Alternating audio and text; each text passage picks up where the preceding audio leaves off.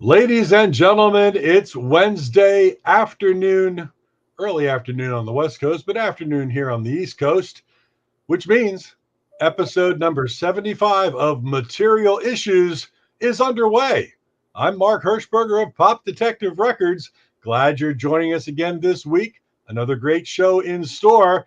There's my buddy from the West Coast, president of the International Pop Overthrow Festival, Mr. David Bash. David, how the heck are you feeling today? I'm doing okay, Mark. How are you? I'm great. I've got my Rob Torkelson's Armada featuring Herman Menderchuk t-shirt on. See how many people out there know what that's about. I'd actually love to get one of those. If anybody, do you know where to get it? Is it still yes, available? it just came in the mail yesterday. Oh wow! No, so I had to rep. So anybody knows who Rod Torkelson is and the Armada, because it does feature Herman Menderchuk. Let us know in the comments. And then kick the main guy out of the band, even though he wrote all the songs and came having eaten. It's one of the best skits ever. Yeah, I agree. Are there any other related shirts, or is that the only one? This is the only one I saw. And when I saw Chicken Lady shirt, oh, that would be good. I mean, I didn't look for the Chicken Lady, but please send me the link to that. I'll send you the Armada link. I love that. That's how you know somebody's cool. You walk around with that T-shirt, and if they say anything or if they laugh or whatever, then you know that this is somebody I should be friends with, or at least try to be friends with. Wait a second. I'm crushing their head. I'm crushing their head. I'm pinching your face. We're giving it away now. Everybody's going to realize who it is. So, well, if you're out there and you realize what Mark's shirt stands for, let us know. Right let there, us it know. is. It's funny. Hey, I had a quick question for you, David. I ran across an article that I think you might have even posted on your Facebook page from Power Pop Overdose about the rock and roll love letter. Tim Moore. Wasn't me. Wasn't it you? Maybe I just happened to run across it, but it was a neat little. A long time ago. I just saw it yesterday. Yeah. A neat little article about the song "Rock and Roll Love Letter" and how Tim Moore, not really known for rock and roll, tried to rock and roll a little bit with that song, which then it was covered by the Bay City Rollers, who really popped it up, and then it was covered again by our friends the Records. And then I thought to myself, because people say, which version do you prefer? And that's a pretty good question right there. Which version of the three do you prefer? Well, I have to admit, I prefer the Bay City Rollers version. I heard it first and really liked it. At the time, I didn't know who wrote it. I figured they didn't, but I didn't know who did. Then one day I was listening to, I don't remember which FM station, and all of a sudden I hear this other version. It's like, wow, this is really good. Who is it? And then they explained it was Tim Moore and he had written it. And, now I have the album that it's on. And that actually brings up one of my friends, Gordon Pagoda. I'm not sure you know him. He wrote liner notes for a lot of 60s reissues. No. He's a songwriter himself. He's written some hits, more modern pop hits for certain people. But he said his theory was that this is sort of a tautology, I guess, for lack of a better word. But he said, if you love a version of a song, the one you heard first is the one you're always going to love the most. That stands to reason that if you love a song, chances are, if you hear another version of it, you're not going to like it as much. Right. Doesn't matter, it doesn't really matter which order. I'll give you an example of one where that doesn't fit for me. And I know if anyone's ever heard this other version, they might think I'm crazy. But I really love Touch Me by The Doors. But, much later on, I'd say probably around 1980 or so, I heard the version by the Arbors. Okay. The real soft pop version of it. Yeah. I have to admit, I like that one. I love that one even more. So, it happens.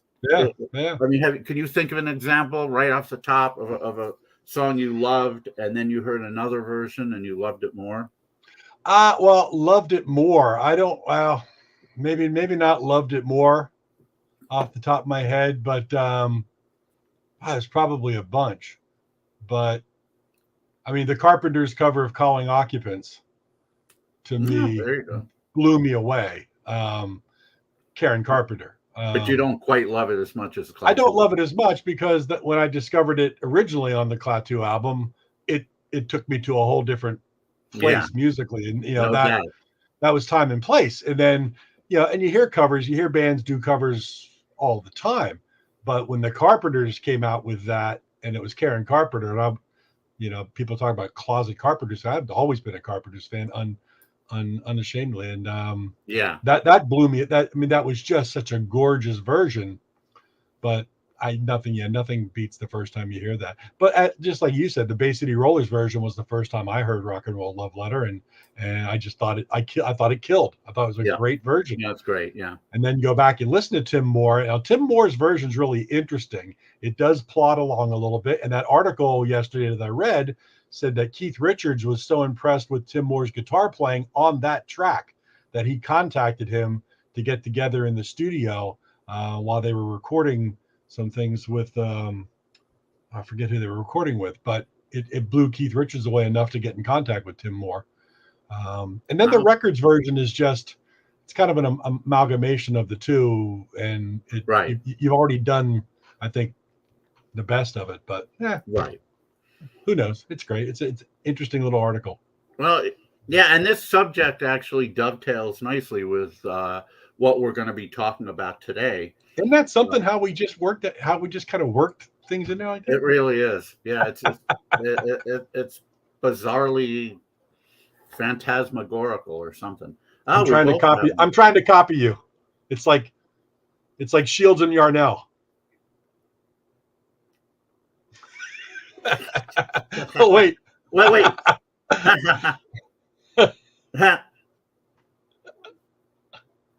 I can't do it. I know. It's too confusing. Well, my spatial reasoning skills are really awful. But what we have here is We All Shine On, celebrating the music of 1970 on Spyderpop Records.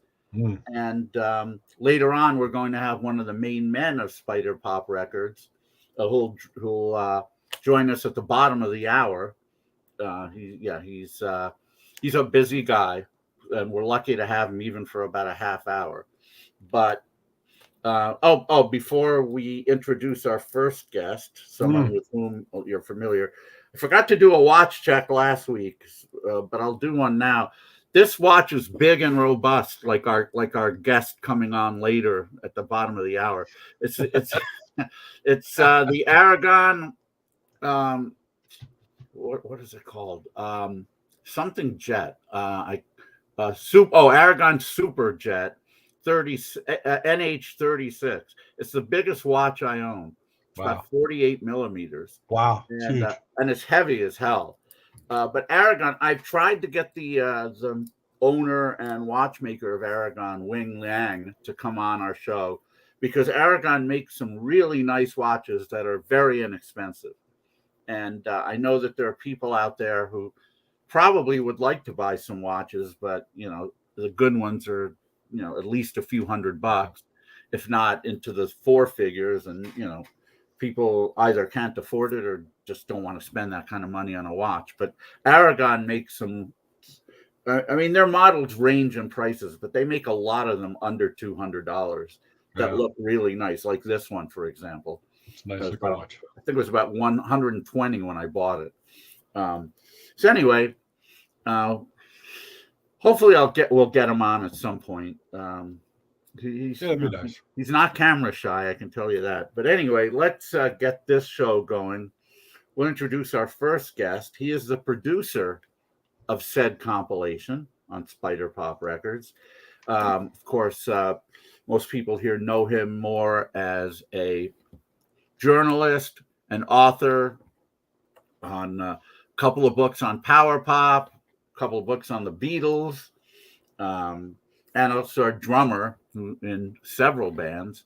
So he's a real Renaissance guy, and adding Well, he's produced other compilations in the past, but this is the most recent, and it's very, very cool. And so is he. Would you please give a huge Material Issues welcome to Mr. John Borack? There he is. Oh, hello. Oh, that was a good angle. Hello out there. How you guys doing? We're doing fine. How are you? I'm good. I am neither robust nor jovial, but I will do my best until. You're decently jovial. Well, thank you. I appreciate that. You know, you guys were talking before I forget about songs that you love more than the originals. Not necessarily more than the originals, but more than the first one we heard. More than the first one. Yeah, right. So I was thinking there's a lot of Ramones songs that fit that bill for me. I love the Ramones, my second favorite band after the Beatles. And I love their version of Let's Dance better than Montez. But you loved Montez's version. That's the point. Like Montez's version. We're talking about versions. We're talking more specifically of songs that you heard first that you loved, and then you heard another one that you loved, another version that you loved even more. Oh, Gordon Pagoda said that never happens, but it does. Well, Gordon Pagoda, you know, what can you say about Gordon Pagoda that hasn't been said already? But stuck in a pagoda with Trisha. I'm stuck in a pagoda with Gordon Pagoda. With Gordon Pagoda. California Sun. Okay, there's one. I love California Sun. I love the Riviera's version. I love the Ramones version even more. Okay. Oh, there you go. All right. I don't love Gordon Pagoda, but I like him. He's a nice guy. I thought Herman Munster. He doesn't make you physically sick? Well, no, it's the other way around. I think I made him physically ill one time with the review that I wrote of an Eric Carmen record. That's a whole nother thing. Oh, yeah, we could talk about that forever, I'm sure. Oh, we could. Didn't Herman Munster do a great version of Papa Mau Mau? I think that's where I heard that one first. And you loved it, didn't you? I loved it. He did a great version of, what is it called? Dry Bones. Did a great version of that, too. Wow. And man, my goodness. He hit some harder than Giancarlo Stanton also. Wow. On that episode with Leo DeRocher. Yeah. I think the exit velo on that was about 700. Not quite as good as the horse that was on Mr. Ed. Mr. Ed, the Dodgers too. Mr. Ed hit the inside the park home run against Sandy Koufax. That's right. Yeah, that's with exactly John right. Roseborough catching. It's great as Ed is rounding third. Roseborough is standing there, and his eyes get about 50 feet wide, and he starts running away. Well, it's kind of the same look he had on his face before Juan Marichal hit him with the bat. Yeah, exactly. Slow motion. Anyway, I digress. Isn't that funny? We could start a whole new podcast series just talking about old television shows. Oh yes. Oh my God, yeah. That would probably be a little fun. Let's start that next week. We'll start a whole new series. Sure, why not? Okay. All right. We settled that. All right. So tell us about the compilation that you produced. What your relationship with the songs from 1970, your relationship with a lot of the artists that are on here. It's a great compilation, by the way. Yeah, thank you. The formula for a great tribute compilation is pay tribute to great songs with great artists. Hard to go wrong with that. But anyway, tell us about the whole history of this. And one thing real quick I wanted to say about it, John, is over the years there's been various compilation type of things, and I've had friends who I've played things for, and many times their comments, and rightfully so, they say, well, it sounds kind of like karaoke, but not this. These artists do every single thing on here really well, and very, very well done. So these are the cream of the crop of today's really pop are. artists. So yeah. Go ahead. Floor is yours, Sean. Thank you. First of all, thank both of you for the kind comments. When you put something like this together, like David says, there is sort of a formula for success. And like Mike Love, I try not to fuck with the formula. So, but yeah, you've got good songs done by artists who respect the material and love the material. And a lot of these artists, like I did, and probably like you guys did, grew up listening to these songs that are on this compilation. Yeah. I mean, I remember specifically listening to AM radio and hearing, Arizona and Walk a Mile in My Shoes, Everything is Beautiful, Indiana Wants Me, Love Grows Where My Rosemary Goes. And, just the songs from 1970 that are on this compilation, they kind of run the gamut, everything from bubblegum to proto-punk to rock to pop. And everyone who's on here really was invested in the song that they covered. And I think it shows in their performances. Yeah. I know David is a big fan of Cracklin' Rosie. I am, even if I didn't do well on the question and stumped the bet. I am a big. Hey, I redeemed myself with 1970 last week. Yes, you did. I pulled one out of my hat that nobody could have. I know. Finally, my favorite year of pop music. But John touched on something very important. That back in 1970 or many of the years around it, you could hear a soul song followed by a soft pop song. You could hear the Jackson 5, followed by the Carpenters, followed by Led Zeppelin, followed by Johnny Cash. Yeah. And nobody said, here's a soul song, there's a soul sister. No, here's a soul song, here's a pop song, here's a rock song, and here's a country. It was just music. And it was, it was whatever it was. And they were big hits, and they could just follow each other, and nobody really thought anything of it. And it was on the radio. I mean, everything was on the radio. When I'm sitting in the back seat of my parents' car, the radio was on, and every single one of these tracks would eventually, come on. And it wasn't like it was just, a certain genre being played, or as you said, it was everything was there. And that's why we grew up with this. There was no segmentation of radio back then. You could hear everything. Yeah. And that's kind of what we tried to do with this compilation. I mean, you for example, you've got Mitch Easter doing "Didn't I Blow Your Mind This Time?" A classic soul song. You've got the brother Steve doing David's favorite, "Cracklin' Rosie," and you've got the bubble gum of "Love Grows Where My Rosemary Goes." You've got kind of a soul gospel song, "Are You Ready?" by Alan Petchy and Delbert Raines. And it just shows, it shows the variety of music that was happening in 1970. And so why did you pick 1970? When Victor joins us, but I talked about proto-punk earlier. There's a Stooges song on here called "Loose" by the Used Electrics, but we'll save that for when Victor. You kind of fucked with the formula doing that, though. A little bit, but you know what? It was 1970. It's a great song, therefore it qualified. Yeah. And what made you pick 1970 specifically, John? Did you look at a lot of the tracks from 1970 and say this really is loaded? Or I mean, what was different in 71, 69, right in the ballpark? Well, I knew it was David Bash's favorite year of music ever, so that's why I picked. Well, okay. Yeah, right. All. No, actually, the reason was this was we started this right before the pandemic hit in 2020. Right. So this was due to come out as sort of a 50th anniversary tribute to the year 1970. And then we all know what happened with COVID and delays and blah, blah, blah, blah, blah. So here we are 2 years later. Happy 52nd anniversary to the year 1970. So that's how it was originally planned. But, the songs are so great. It just, it still works. It doesn't really matter the year that it was released, honestly. No. I was just curious what made you, but now you answered the question. 50th anniversary of 1970, but that year just packed with tons of great songs. Well, yeah, not only, I put together a list of songs when I first started, when I first had the germ of the idea to do the compilation. I put together a list of songs that might be cool for people to cover in case I ask somebody and they say, well, I'm not sure what I want to do. What do you suggest? And I had a short list of over 60 songs. So we could have done a 2 or 3 disc set and not had any drop in quality at all, but we wanted to stop it at 1 disc. But so many great songs in that year, that nobody touched. It's just amazing that it all happened in 1970. Like if you let me make love to you, then why can't I touch you? There's one. Yeah, Ronnie Dyson. Right. Yeah.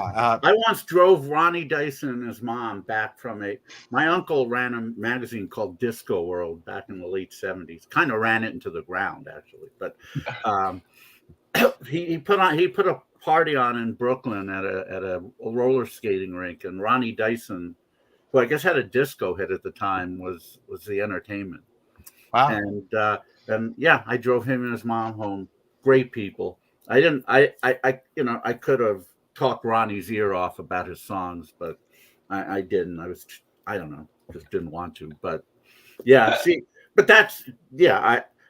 there are just so many amazing songs that year. Yeah, I mean, it's funny. The one song that is referenced in the title of the CD, "We All Shine On," from John Lennon's "Instant Karma." That's not on the compilation. Yeah, I actually was looking at that before Showtime. I'm like, it's a great title, but Instant Karma is not on the thing. Was it on your short list? There's some news to that end that we'll talk about later. Okay. If we have time. Well, maybe that leads into this question I was just going to ask, and you can talk about it later if you want. But there's how many tracks are on here? 20? 22. 22 tracks. Did you have more submissions than 22? Yes. Okay. The short answer, yes. We had more submissions than 22. And well, I might as well go ahead and talk about this now. What I didn't want to do was have physical media come out and then have other tracks be digital only. I didn't think that was really fair to the artists who put a lot of work in. And we had so many great tracks, submitted that we couldn't fit them all on one CD. So I think we had 7 or 8 songs plus a couple of extended versions of songs that are on We All Shine On. And I thought, well, why not do a follow-up EP? And so we were talking to Rex and Christina from Big Stir Records. They're partnering with Spyderpop, as many of your listeners might know. Mm-hmm. And they said, it's just as expensive to manufacture an EP as it is a full-length CD. Right. So I said, well, let's get a couple more folks on board then, record some more stuff. We'll have a second full-length CD. So that'll be out on Big Stir sometime in the first quarter of 2023. It will be a follow-up. Nice. We'll have a version of Instant Karma on it. I'm not going to tell you who did it, but it's really cool. I actually just heard it for the first time the other night, and it's a really, really cool version. So there is more to come because, word has it Julian Lennon's been in the studio recently. So I mean, well, I didn't want to spoil it. Thanks, Mark, for ruining it for me. Seriously, it's Julian? No. No. Wow, I would have. No, it's not Julian Lennon. But listen here, Herman Menderchuk. It's is it? Yeah. So I'm looking at Julian West. Mark, your shirt says what now? Something. Rod Torfelson's Armada featuring Herman Menderchuk. When I saw that, I thought, weren't they number 34 on David's Hot 100 list of 1998? It was Sweetest Man. No. Anyway, it's from well, I'm sure you've heard of the show. You probably never saw it, but Kids in the Hall. Of course, I've seen it and I've heard of it. Yes. Yeah, it's one of the skits. Nobody replied to us, so in case people watching don't know who it is, that is what it is. Jamie Vernon clearly doesn't watch our show. He'd be all over it. Yeah, but it's a great skit. Cool.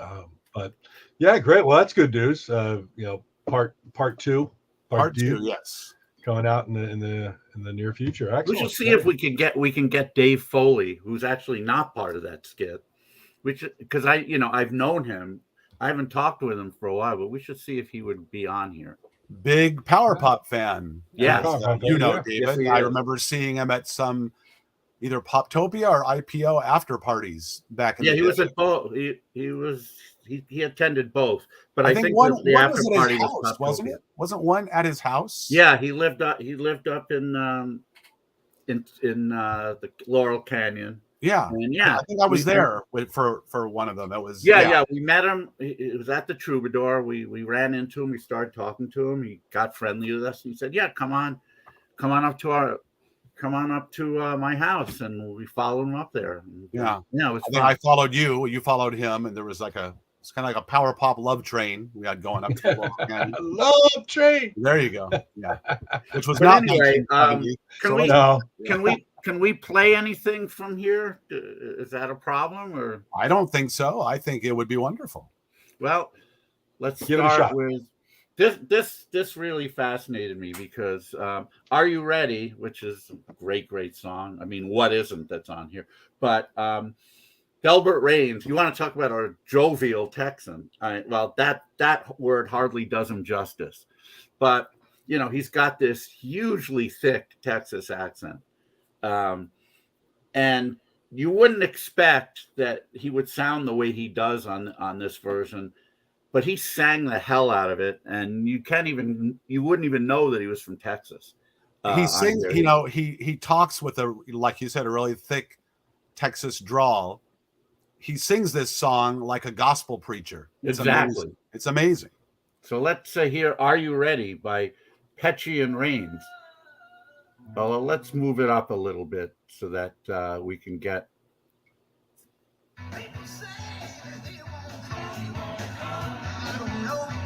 Say you, but if you should, would you be the one?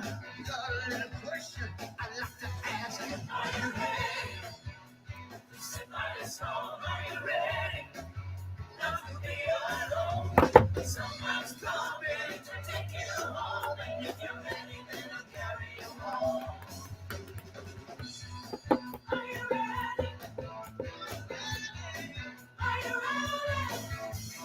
Brothers and sisters, I had many stumbled along to do their thing. Love is a song, it's better than any. It's better for music, it's easy to sing. Are you ready? Sit by the song, are you ready? Not to be alone. Someone's coming to take you home, and if you're ready, then I'll carry you home. So yeah, really well done. I don't know what to say about that. He sang the hell out of it. And you know what's also cool about cover versions sometimes when you don't know the lyrics of the original, which happens a lot, especially when you're growing up listening to these things on AM radio, where obviously the reception was very muddy. Then you get this really nicely recorded cover version, and you start to actually hear lyrics, the correct lyrics that you never knew. Like I never knew "Are you ready to sit by his throne?" I mean, maybe because I don't go to church. I'm not even sure I knew it was about God at the time. No, I didn't either. And you're exactly right. You know, you hear some of the lyrics and you think, oh, it makes sense that it's done as kind of a gospel song. The lyrics are kind of referring to religion and God and whatever, but I had no idea either. You know, when I was singing along back when I was 10 years old, I didn't know what I was singing. I was just kind of mouthing whatever I thought I was singing. And what even as a kid, you may not be able to articulate it, but you know that people can take poetic license in songs, so that lyrics don't have to make sense. I thought it was "Are you ready to suck my thumb?" I mean, I don't know. I had no idea. That's what it sounded like to me. I sucking his thumb at the time too, so maybe I had that on my mind. And with that, there was I can dig where you're coming from there. Yeah. We got a comment. Thank you. Thumbs up. Thumbs up. Do you have a choice of something else we should play off here? Because it could be anything. They're all Sister Mary Elephant. Well, it's oh boy. It's really hard to pick because there's so many great songs on this compilation. Yes, there are. Can we stick in the religious vein? Can I hear "Everything Is Beautiful"? That's that's funny. That's the one I was going to suggest because that's one of my favorites, and that's one of my favorites on this CD. It's one of the songs where it's similar to the original, but not exactly like the original. Danny Wilkerson puts his own spin on it. Right. Sort of a tribal drum beat and sort of makes it his own. And the choir on this is really cool because it's all Danny's family. It's his Wow. wife, Okay. his son, other members of his family. So yeah, let's listen to that one. Yeah, I All love right. it. Everything is Beautiful by fellow Texan Danny Wilkerson.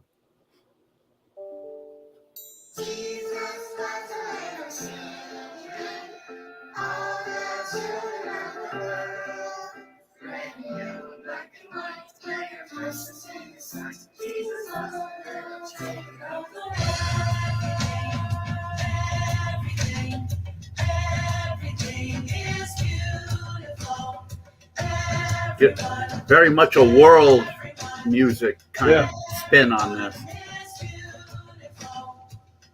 There's none so blind as he who will not see. We must not close our mind, but let our thoughts be free. And David, our second guest has arrived. Oh yeah. It's time to realize the beauty lies in the eyes of the beholder. Everything is beautiful in its own way. You said it's all family members. That's why it sounds so good too. Everybody's beautiful in their own way. Under God's heaven, worlds can find a way. You know, when I okay. first, this is the first song I ever heard by Ray Stevens, so I was shocked when he came out with A Streak. And then after that, I studied the guy, and early start. We made an announcement, Barry. Where were you? I was shocked. Ahab, the Arab, and all that other. I didn't know. I had no idea that he was the novelty song king. Yeah. Because Everything is Beautiful is so serious. Yep. So it was a shock. But Danny really did a nice version of it. Yeah. It's funny. It's funny you mention family. I was back in Arlington for IPO along with David. A lot of the bands that are on this compilation played the IPO, including Danny. And one of my favorite moments of that IPO was watching Danny perform. And right in the front row is his mom. And she's watching Danny, and she is singing along to every word of every song. And it was just the coolest thing ever. Loved it. Wow. Loved it. That was nice. Yeah. Well, that's a great track. I love that track on this CD. It's just... Looks like our other guest has arrived. Is he ready to be brought up? I see Victor down in the queue. He's staring at us. So go ahead and say hi, David. He's just raised a glass of something. Of course he did. No, we're really happy to have him as a guest. He's one of the main men of Spyderpop Records, which has become a force on the pop scene, no doubt about it. Not just because of this compilation, but because of releases by people like Danny Wilkerson and Lanny Flowers, and Chris Church and a few others. There's nobody like this guy. He's big and jovial and robust, and we love him. Please give a huge welcome to Victor Erwin. Hello. And there he is. Texan all the way through. Well, I thought you'd be wearing your hat, so I thought I'd wear mine. So this is a Stetson 30X Silver Belly that's been recrowned. See, nice. It works. So it's. Do you prefer white hats to black hats? It just depends. I have a gray one, two white ones, and a black one, and that's for the felts, and of course the straws are their own color. Right.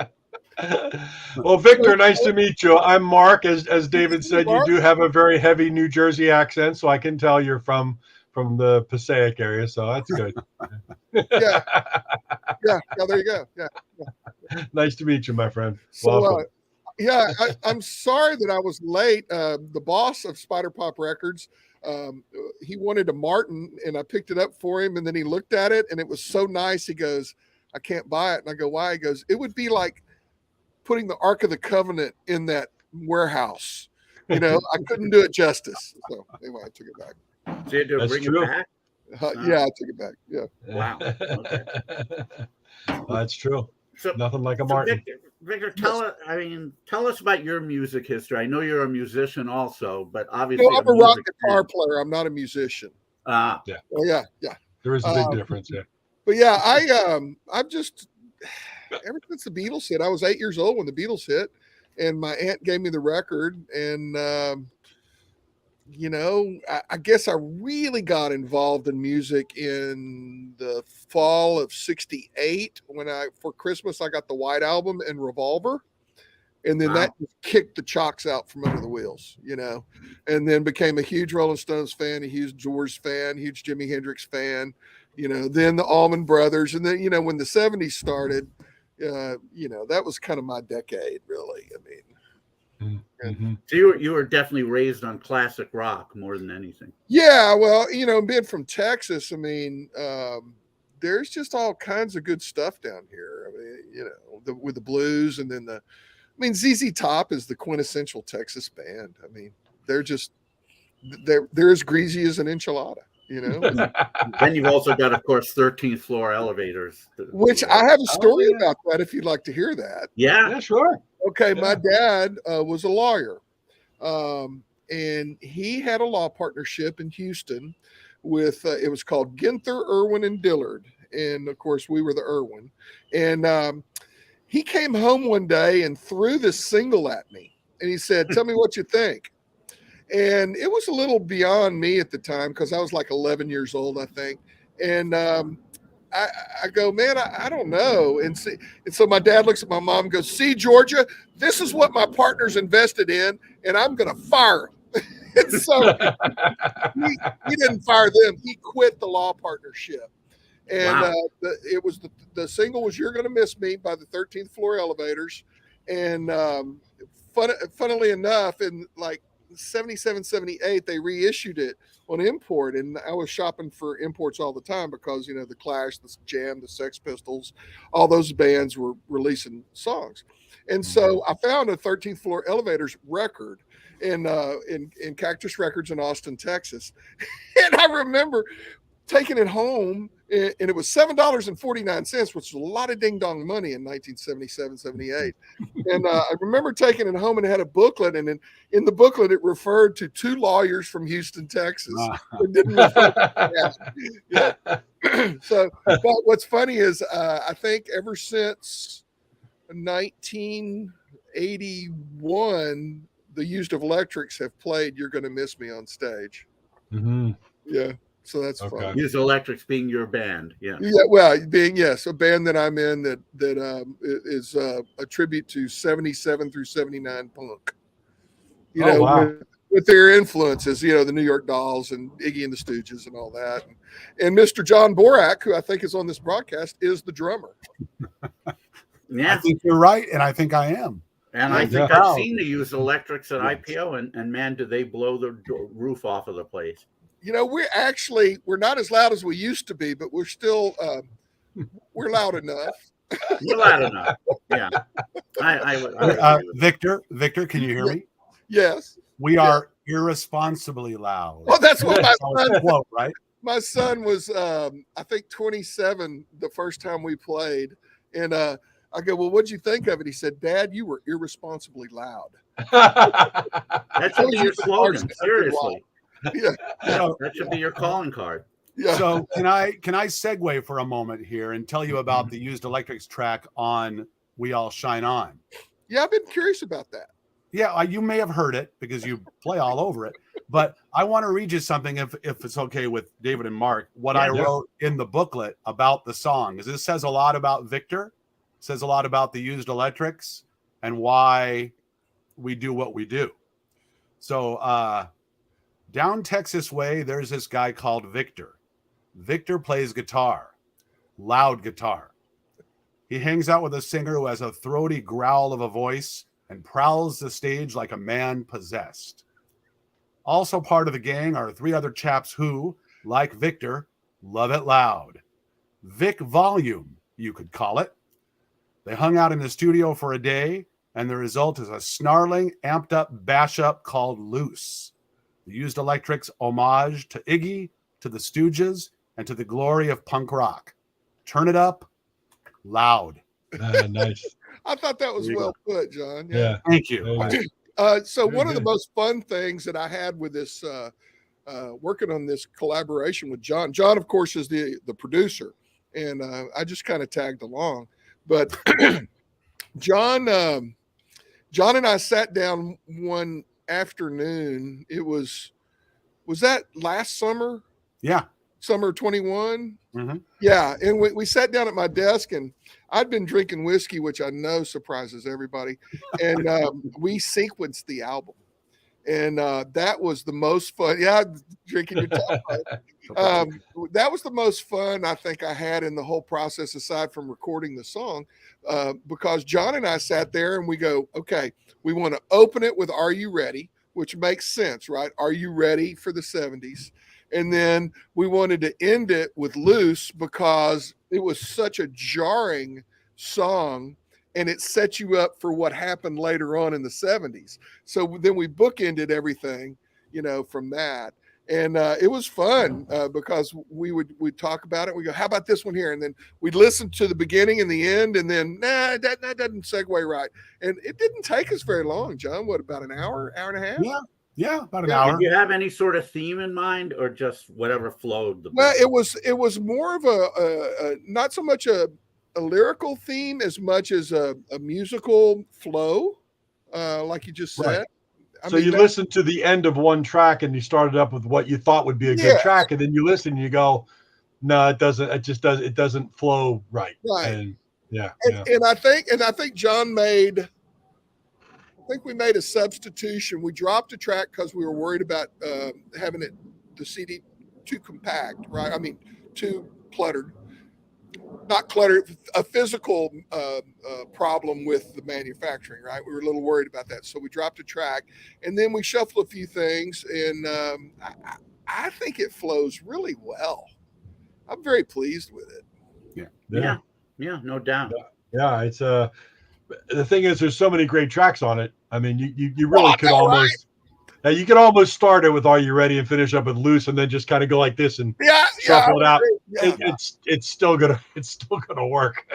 The one song we left off that I really, really wanted on there, but it didn't fit thematically, and if we'd have had room for it, we'd have put it on there, was Chris Church's T-Rex song.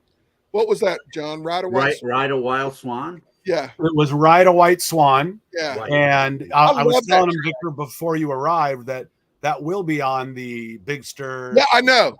Spyderpop follow-up. Much better. Yeah. Ride a White Swan. Chris did a really cool. That's the one I had the biggest heartburn about not completing. First of all, I love Chris Church. Okay, we put out 2 records for him. He's putting out records with Big Stir now. And that's another funny story. We have a really good relationship with Big Stir.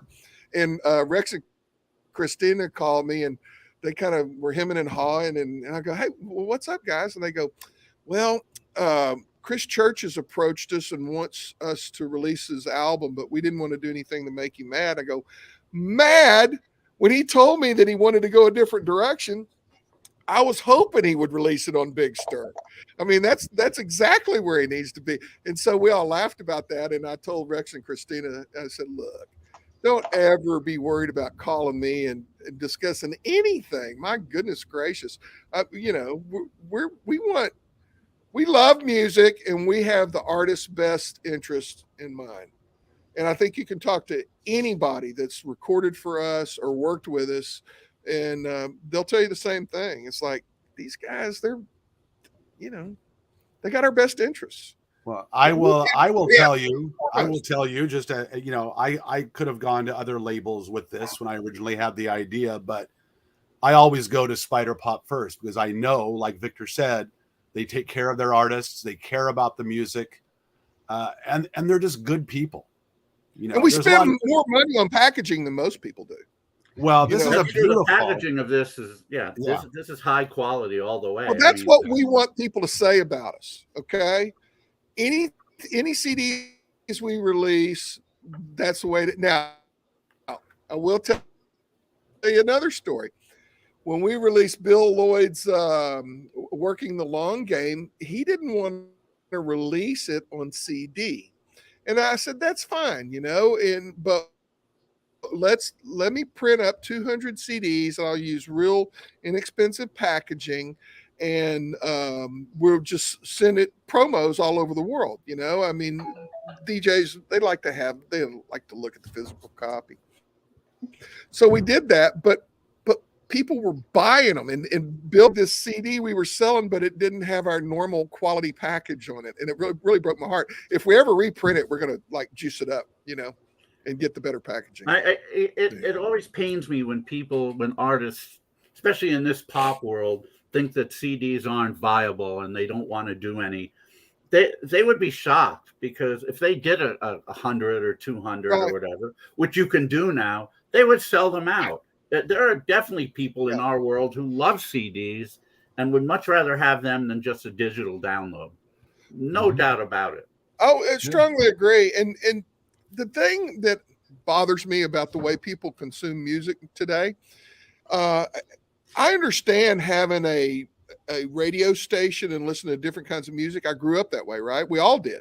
AM radio, then subsequently FM radio. But today's consumer of music doesn't take the time to listen to a 22-minute album side. And to me, that was the perfect time frame, because it gave you the opportunity to turn it over or go get another one, right? And you can theme those sides. And so an artist doesn't have the ability to communicate his entire vision if people are just going to grab songs out of the, off the Spotify. Right. And CDs still help you do that, right? It's very true. I mean, when we were young, you bought the album, you stuck it on, as you said, 22-minute side or whatever, and you sat back and you held. Yeah, you lay in your bed and you looked at it. You went like this and you went like this, and then you opened it. Is there a lyric sheet in there? Is there anything else? Yes. And so exactly. So you memorize it. Plus, you paid your money for it, so you had a vested interest. That's a good point. My 28-year-old daughter, that's exactly what she said, because she buys vinyl, but she also has to have the CD of her favorite artist, because she wants the physical product, because she owns this. Yes. And if she has it all on something like this and we lose this or the computer crashes, people today just like, well, it's all gone. But not if you own this. Right.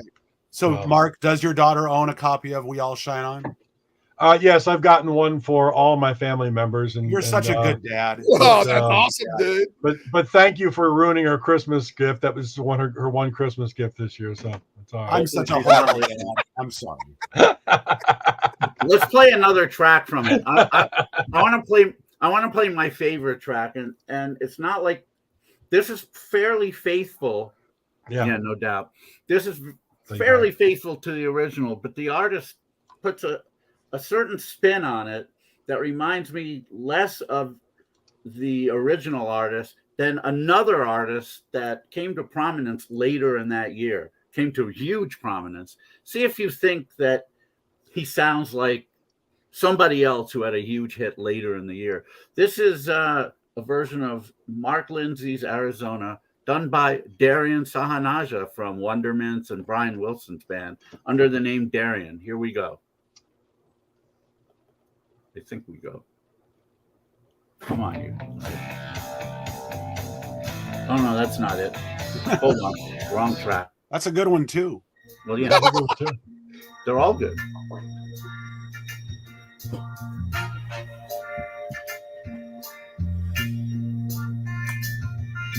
She must belong to San Francisco. She must have lost her way. Posting a poster of Pancho and Cisco one California day. She says she believes in Robin Hood and brotherhood and colors of green and gray. And all you can do is laugh at her. Doesn't anybody know how to pray? Arizona, take out the rainbow shade. Arizona, coming up and looking for my mind. Arizona, cut off your Indian shade. Arizona, hey, won't you go back?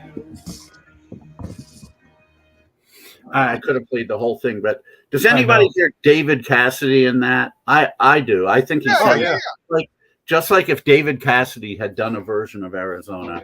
Yeah. And I just thought it was great. I don't know if he did that intentionally, or I mean, I know that he has a certain timbre in his voice is always kind of similar to David, but this time he just kind of made it dramatic like David would. And it's one of those darn songs that sticks in your head anytime you hear it.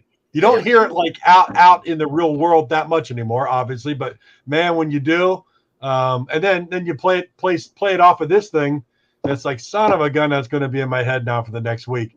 And I'll be walking the dog. Sure. I'll be walking the dog going, Arizona. It's everywhere.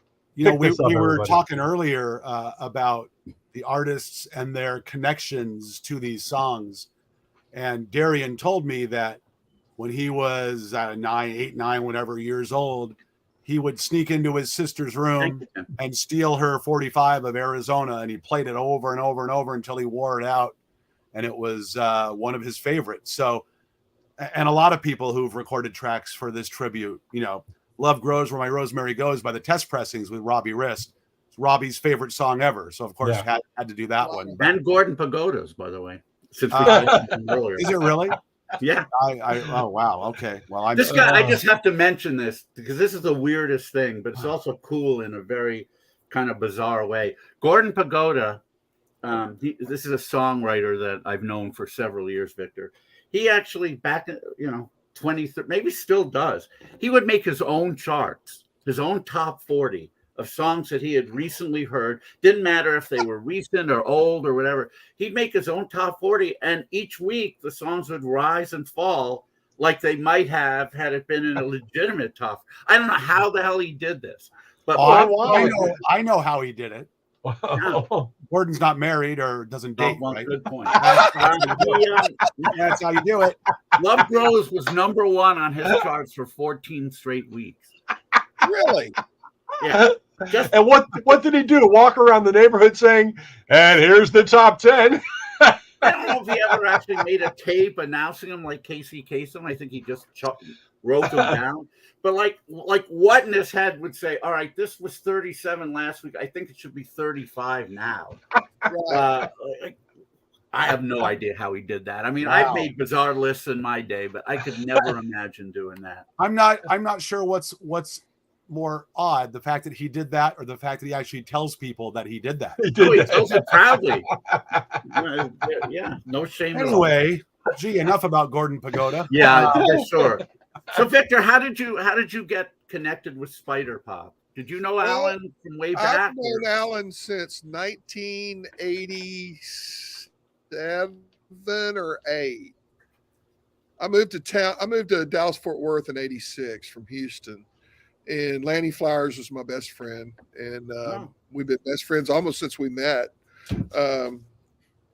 We just hit it off, And so I met him through Lanny, and then I've just known him for quite a while. And I left my previous job, and I was going to start doing accounting, which of course I hate, but I'm good at it, And he said, "Man, why don't you come run to the record company?" I go, "Okay." And then the next year, he said, "Hey, my CFO's leaving. Why don't you run the companies?" And I said, "Okay." We have a lot of fun. I mean, we really, we work hard, we play hard, and we play harder, and Yes, that is true. Yeah. And so it's like, I'll give you an example of my day to day. Okay. So Alan Pecci owns the company, right? And he is the lead guitar player of the Penguins. The Penguins are playing some benefit or something tomorrow night. And Alan's going, "Oh man, I need an amp that's not too loud. And I need my pedal board's all messed up. I can't find it." And I said, "I got it, man." And so I got him the right amp, and I put the pedals on the pedal board today, and I pulled a guitar like he uses, and I started playing around with it. And I'm going, "Okay, yeah, I got this. Okay, it sounds good. All right."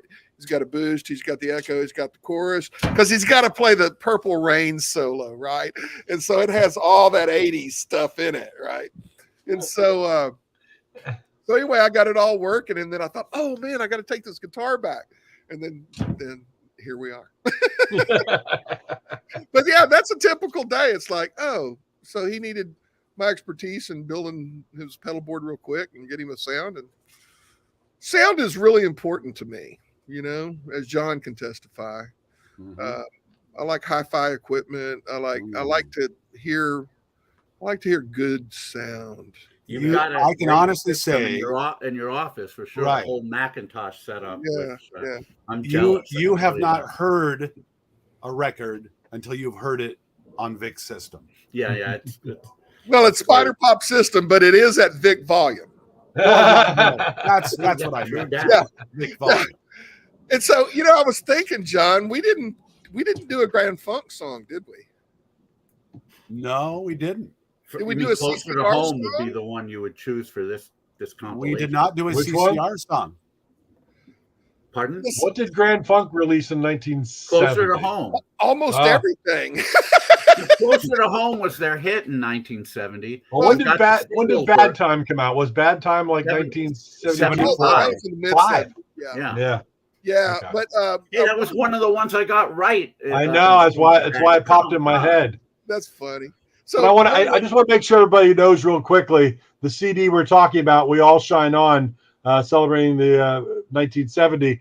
Scrolling across the bottom of your screen is a link where you can find everything you want to know about it. It's from the Orchard CD distribution. We All Shine On 1970. So if you're watching this and you're looking for where you can find the CD, that's a place you can go right now just to start you off that way. Victor, do you and Alan discuss who you want on the label? Oh, absolutely. Yeah, sure. Joint decision between the two of you? Yeah. We're really excited. We got a new a band we're putting on Mesquite Street Records that's called September Moon. Yeah. And they're quite good. And we're real excited about having them, and we're recording them right now. That's really good. Yeah, I got to hear some of their stuff online, and they're very talented. Yeah, that's your subsidiary label, right? Well, we started both labels at the same time. I mean, it all came out of Aaron Avenue Records, and then we split that into Spyderpop and Mesquite Street. Mesquite Street is more local artists, Texas-oriented type music, and Spyderpop is power pop and / rock and roll. And so we make the determination early on which label is more appropriate for that genre. When as I'm sure John does as well, I have artists constantly asking me, do you know any labels that would be good for my music? Would you like me to send submission? I mean, I think I have a couple of times, but no, at this juncture, what we like to do is we like to pick one band and focus on them. And it's very, very difficult to make money, and so we basically just spend money. And so we have to be very selective of what projects we're going to do. And so at this juncture, we've got September Moon, and then I'm trying to nail down Denver Williams, who played at the IPO. Yeah, he's great. And those are the two that we're going to focus on for the next year and a half or so. What I usually do when people ask me what label to go to, I'll make a top 40 chart of my favorite labels, and then it changes from week to week. From week to week, of course. Except Spyderpop is always number 5. Spyderpop is always number one for 75 weeks already. One with a bullet. Yeah, but I got to tell you, man, I'm really fond of Big Stir. I'm really fond of those guys. Yeah, I was fond of them before. We collaborate with them. They're our distributor. And so I'm on the phone with them quite a bit and just talking strategies and stuff. And I cherish our friendship with those guys. I really do. And plus, they're like us insofar as they're fans, man. They are fans. And I'm so excited that they're going to release the companion piece to this record. You know? Yeah, early 2023. I was saying it was going to be an EP, but now it's a full-length disc. Which I think is appropriate. Did we ever do a CCR song, John? No, we did not. Now, how does that get by us? I don't know. Well, that's crazy. What year did Have You Ever Seen the Rain come out? That's 71. Was it 71? It's got to be close, but yeah. You have 3 choices in 70 for Creedence. That's what I thought. Yeah. You always go by the week it enters the chart, right? Okay. So You what go are by the, Or is it released? So you've got Traveling Band, Up Around the Bend, and Looking Out My Back Door. You've got Yeah. 3 choices. Yeah, I think I want to say they released Green River, Willie and the Poor Boys, possibly Cosmos Factory, all in 1970. The first They two were are done. two are from '69, Victor. Oh, really? Yeah, Because they Cosmos were, is from they 70. were basically done in 1971, right? yeah, pretty much. Yeah. Well, yeah, I mean, Mardi Gras came out in '72, but most people. Yeah, but hate that doesn't really album. count, even though I love the song Sweet Hitchhiker. Yeah, Right? Sweet Hitchhiker and Someday Never Comes. Those are. Oh really my good. gosh, yes, absolutely. No But question. the rest of that album, people just hate. So Well, and that's because the band pushed really hard to get their own songs in there instead of Fogerty's. Yeah. songs. You know what I think? You know what I think we might want to do, Victor? What's that? We might want to talk about maybe Denver Williams or September Moon doing a CCR song, throwing it on the. Oh, There you go. yeah. There you go. That's a Wow, we're privy I to think Spyderpop. We're like, this is like a. There you go. a We're on Spyderpop the Summit inside conference track. here. Wow, That's a you heard it here great first, folks. idea. Yeah. Wow. There you go. There you go. I'd say Done. September Moon because Catherine can sing high. Yeah, I mean, let's you know why nobody does CCR songs, right? Because nobody can sing them. right. Yeah, yeah. Right. Nobody does raspberry songs because nobody can harmonize like Yeah. that. Yeah. I mean, Yeah. how many cover bands have you seen do the Raspberries? That would be zero. I'm trying to think of somebody who could do a great Creedence song. I'll just for my own edification, I'll do that. But there you go. Gotta have You one know, CCR Jeff next. Yeah. Williams could do a Grand Funk song. Have them be yeah. closer to home. It's perfect. Well, I'd like to do Sin's a Good Man's Brother. Oh, there you go, an album track. Now Yeah, we're getting that's- deep here. We're getting deep into the Grand Funk. Yeah, Now. that's the one that I always demonstrate on the stereo at the Spyderpop office because I'll say, okay, did you ever go to a concert in the 70s? They'll go, yeah. I go, okay, tell me it doesn't sound exactly like that. We have these huge subwoofers, right? And I crank it up, and then the fuzz guitar comes in, and then the thunderous bass, and it sounds like you're in Sam Houston Coliseum in Houston, Texas in 1970. Nice. It's crazy. Yeah. That's wonderful, man. There's gentlemen, CD number 3 for you. There you Deep into go. 1970. Yeah. All right, gentlemen, we're gonna wrap it up, but this was really fun as always. Thank Well, you. I wish Victor, I'd have so been here much. for the whole hour, and I'm sorry I messed that up. Oh, that's all right. We'll have you back another time. All Is right, it but at is least it y'all got to possible? talk, right, for 30 minutes before I got on. Is it possible, as you wrap up our portion of the show and before you go into baffle the bash, Stump yeah. the David, baffle Today is Bash. baffle the bash, but baffle the bush, the bash. Could we listen to a little bit of the Used Electrics, Victor's band, Loose? Yes, indeed. That's Yes, an easy indeed. one to find. It's the last track. Well, Here we go with Loose by the Loose. Used Electrics. Used electrics. Nice.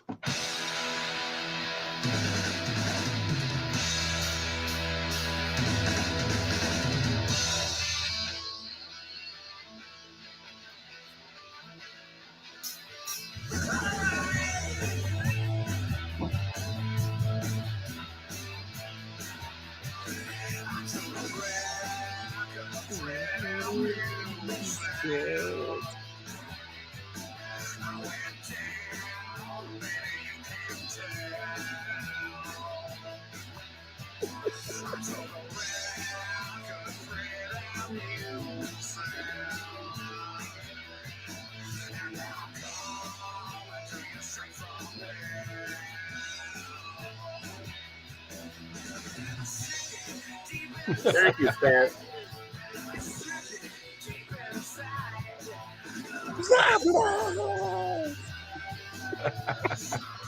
We got live lip syncing going Oh, on. no, right? Yeah, that was so much fun to record. oh, totally.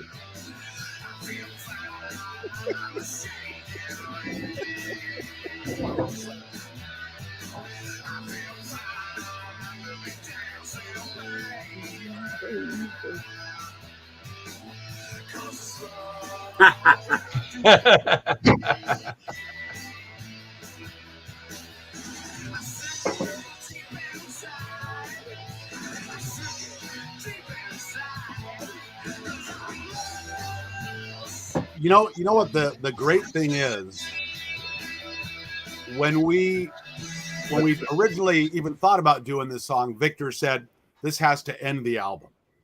This has to be the disc closer, like he was saying. And it makes sense. And I just think it's hilarious that you open things up with kind of a gospel tune. Are you ready to sit by his throne? But you end with, I'll stick it deep inside because I'm loose. Yeah. Now, hey, David, do you have time for one more little story? Yeah. Okay, so this was the first song I ever really produced. I wanted Lanny to produce it, but he just kind of didn't say much. And so we're in there. Lanny never says much. I know. He's incredibly talented. But anyway, so we're in the studio, and I set the tone for the lead guitar player, and he's got my amp head, and he's got one of my fuzz pedals and all that stuff. And then so we get it all tracked, and then Richard's singing, right? Now, Richard, the first time I ever heard him sing, I had him guest on another band of mine, and he did Roadhouse Blues, and he totally sold it. I mean, sold it. And so I was going, man, this guy's got to sing for the Used Electrics. So anyway, Richard's in there, and he's kind of self-conscious, and he did the first take. And I said, okay, Richard, here's what I want you to do. I want you to hold the words out. Don't go loose like that. And so he did a take that way. And then I said, okay, here's what I want you to do. Close your eyes. You're in New York City. It's dark outside. The wind's blowing. It's cold. The wind's blowing a newspaper down the street. There's nothing out there. And you're a cheetah. And you're walking down the street slow, looking around, and you can feel your muscles rippling. That's what I want you to think of when you sing. And he did 2 more takes. And the second take, he just nailed it. I mean, he was a feral animal when he was singing that.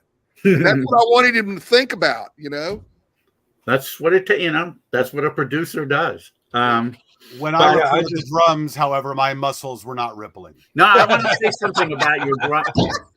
You do a nice Keith Moon drum fill opening that track. And another observation I hadn't thought of was that Iggy stole the whole Jumpin' Jack Flash verse on the verse of Lose. Actually, it's more Smoke on the Water.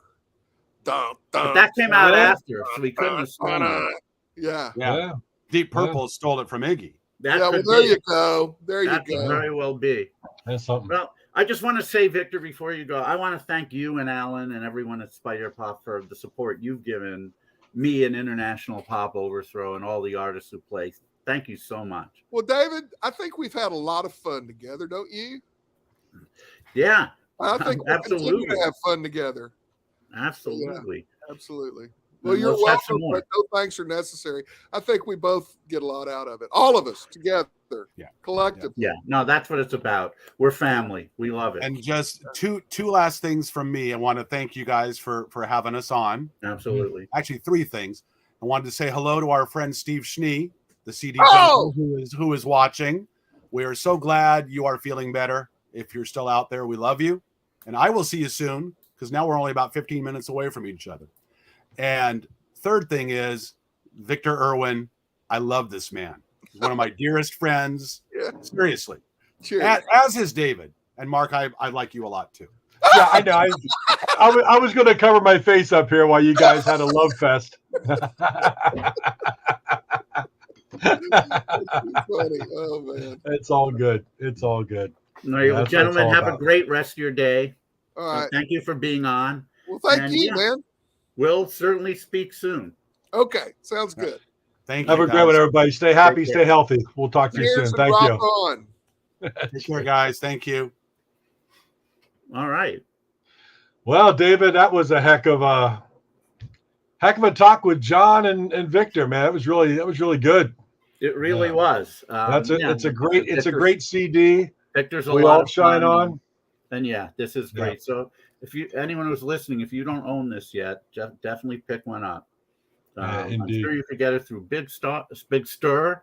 You can get it through Spyderpop. It's around. Pick one up. Indeed. I see. Are we going to do a baffle the bat? Oh, here we go. Well, we got to have our Stump the Bash. Stump the Bash. Stump the Bash. Stump the Bash. Well, there you go. Stump the Bash. Normally, it is called Stump the Bash. However, we have not been able to stump the Bash on any episode. So tonight, I've actually massaged it a little bit, and I'm calling this one Baffle the Bash.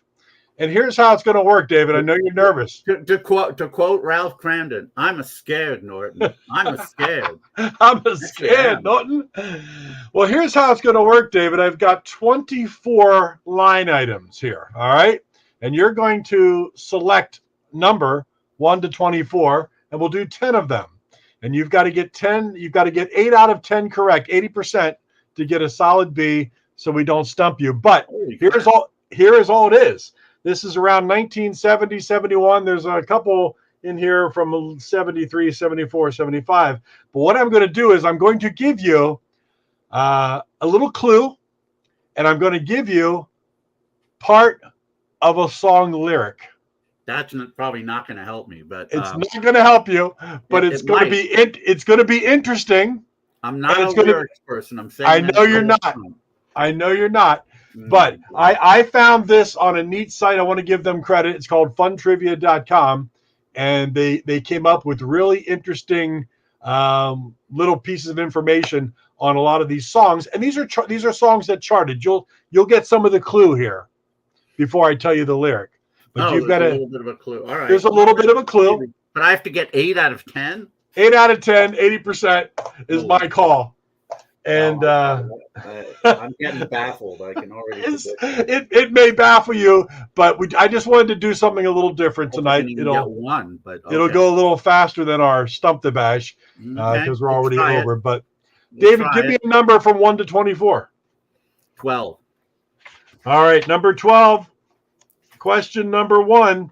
Peaking at number 5 on the U.S. Billboard chart on April 13th.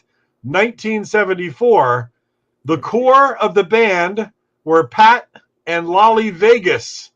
The lyric is, "What's the matter with your head?"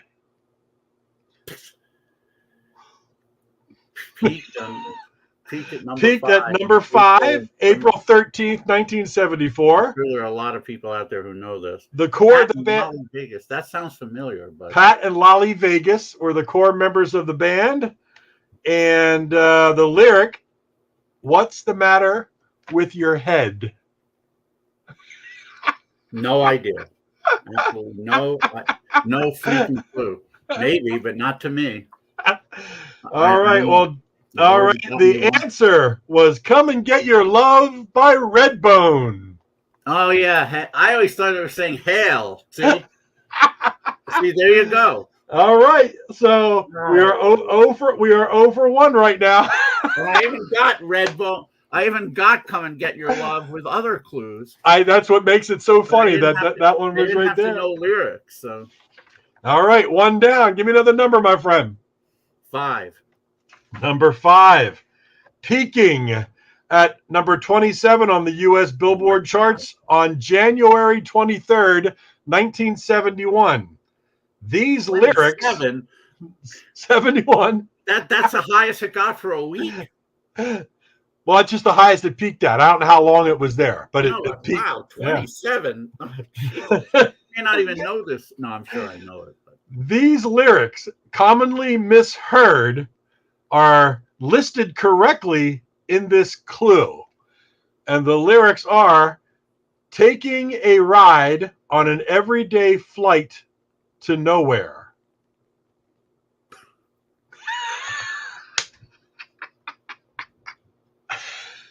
It's interesting. Even if you don't get this, David, people are learning things. This is wonderful. I'm just going by the chart number, and because I don't know the lyric, I'm just going to say "Games" by Red Eye. You got one. Wow, really? "Games" by Red Eye. Only from the chart position and the month. Unbelievable. That's the only thing that oh gave my it. I don't even remember those lyrics. For those of you who don't know, "Games" sounds a lot like CSN. And the misheard lyric was always "taking a ride on an everyday fight to nowhere," but it's everyday flight. I don't even look at remember, this. People are chiming in. I don't even remember that lyric. I just know Victor just sent a private message saying, "Holy mackerel!" That's about the only way the chart position in the month is probably the only way I'm gonna get these. Can you believe that? All right. Well, David, you got it. Games by Red Eye. I don't know how you do it, my friend, but you are a robot. There's no way I'm gonna get 8 of these. I mean, I can't even Come and Get Your Love, which is but a legitimately huge hit. Not only did that finish number 5 for a week, it was number 4 for 1974. Yes. And, yes. And I can't get that. Maybe I need the obscure ones. I don't know. All right, give me another number, my friend. 21. 21. Roberto Clemente's number. I better get it. Here we go. Well, this one might be this one might be a little difficult because you insulted him. Peaking at number 73 on May 1st, 1971. Oh, I was hoping it was going to be 73 because then I might have known. This band. 73 on May 1st, 1970. Okay. 71.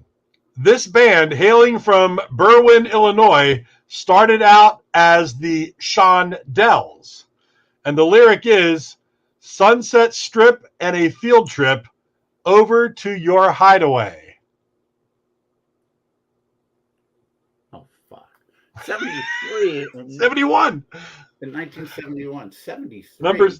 Number 73 in 1971, this band from Berwyn, Illinois started out as the Shondells, and the lyric is, "Sunset Strip and a field trip over to your hideaway." That sounds like a song that I know, actually, but I can't recall it.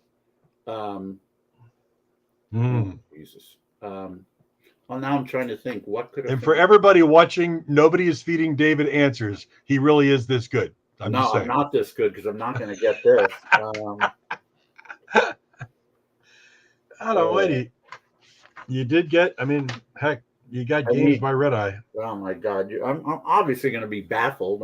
This is the last one I can get wrong. Then I forget them all. Oh, come on. Shondell. Now, that should give me something, but it's not. I wish I had one more clue. Sunset Strip and a field trip over to your hideaway. 73. Well, it must be. It peaked at 73. I know. I would assume it's some kind of an album track that I might know. Otherwise, how in the world? I don't. It's possible. Well, these are singles. No, I know, but it might have also been a more known album track that just happened to be a moderately charted single. I know that lyric, but I'm not connecting. I thought this would be an interesting spin. You're going to recognize these lyrics, but you're going to drive you crazy. I'm barely going to recognize. I mean, even this one, I didn't know the Games lyric. I just got that by the chart position in month. But 73, 27. Okay, at least that's in the top 40. This is like. Oh, I'm not laughing at you. I'm laughing with you. This is all fun. It's all fun. It's all fun and games. I'm crying right now. I'm just trying to. Let me think. Yeah, you can throw in the towel. Then you just have to get the next 7 correct. It's not going to happen. I really want. Only because I've heard that lyric. I really want to try for this, but. What could have finished number 73? It peaked at 73. Peaked, yeah. And that was in May, you said? May 1st, 1971. Sunset Strip and a field trip over to your hideaway. And I'm being very careful not to say the lyric in the same rhythm as the song so you don't get any more clues. Oh, my God. I don't know. Okay. It's not coming. It's the track is LA Goodbye by the Ides of March. I don't even know that song. So there you go. I didn't even know the lyric. I probably heard it. I have an Ides of March collection, so I've heard the song, but didn't hear it at the time. Yeah. No, there you go. Peaked at number 73. I'm no one in the world. Maybe Joel Whitburn, if he was still alive, could get this. But That's about it. I know. We're just having fun with it. This isn't the official Stump the Bash. This isn't the official. Baffled like a mofo at this point. Yeah. Give me a number, my friend. Give me a number. Oh boy. 8. Oh, number 8. As I recall, this is a pretty difficult one. Of course. like any of them aren't. They're all difficult. All right. Peaking at number 36 on the US Billboard chart on March 1st or March 6th, 1971. This song is about number 36, March 6th, 1971. This song is about a person laying down dying after a plane crash. And the lyric is, and when I look, I see there's nothing there. I think it's DOA by Blood Rock. See?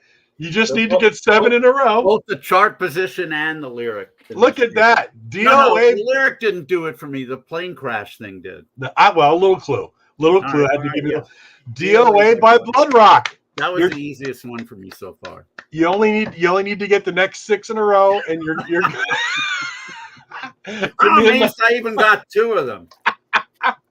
Yeah. All right, give me a number. It's just too many. It should be like 5, maybe. Okay, go ahead. What number you want? Chart positions you're picking. I'm not picking them. I'm picking the number, but you're picking the chart positions on these things. And 73, for God's sake. I'm going to pee my pants. That's funny. Okay. 16. Ooh, 16. Christine. 16. Now you put that in my head, I'm never going to get it. Okay, this one. See, I love this question. This peaked at number 18 on September 3rd, 1977. Oh, geez. All right. You're talking about a year I don't know very well, but okay. Here's the clue. In 1939, bluesman Leadbelly did a 59-second version of this song that appeared on a 10-inch 78 RPM record titled Negro Sinful Songs. And the lyric is, she really gets me high, you know that's no lie. I think I know it without the lyric. I believe it's Black Betty by Ram Jam. You got it. Black Betty by Ram Jam. Wow. You are now 3 out of 5. You only need to get the next 5 in a row. The Leadbelly gave it away. I knew that he had done the original version of it.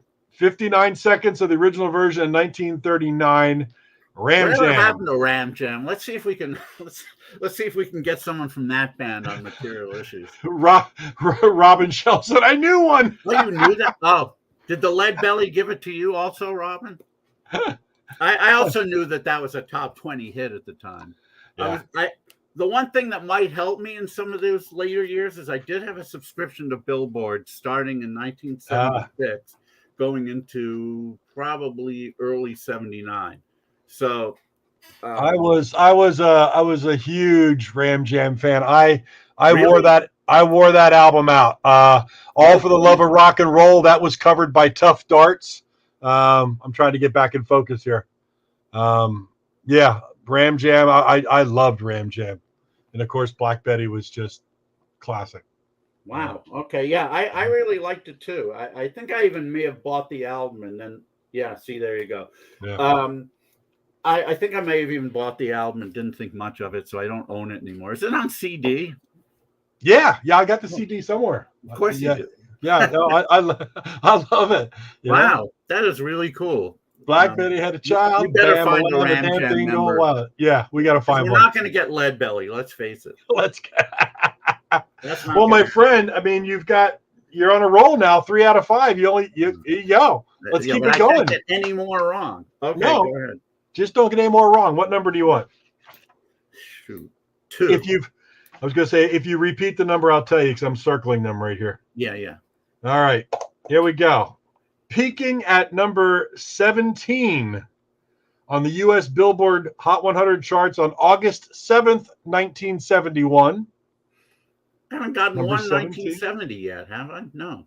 No, this is just pure random luck. Okay. This song was written by Alex Harvey and Eddie Reeves as a wedding gift for friends. But you said peaked at number 17? Number 17, it peaked August 7th, 1971. Right. Written by Alex Harvey and Eddie Reeves as a wedding gift for friends of theirs. All right. The lyric is, I just lost it here. Lost it. No, wait a second. I spilled some water on my question. I can't even read it. Oh my God. Do we have to throw that one out? Yeah, throw it out for the meantime. I'll pick it up later. I'll go back and see what. I have an idea, but it could be wrong. But I have an idea. What was your idea? Well, I don't want to say it yet in case. Okay, The lyric we'll come back to it. We'll come back to it. All right. Give me another number. 22. Well, 22. I like that number. All right, here we go. Room for one more, honey. This is a piece of cake. You're going to keep it going right here. Peaking at number 4. Okay. On May 23rd, 1970. This track came from the band's second album titled Open. The lyric is, we can laugh our lives away and be free once more. I bet everybody who's listening knows that. That is Ride, Captain Ride by Blues Image. Yeah.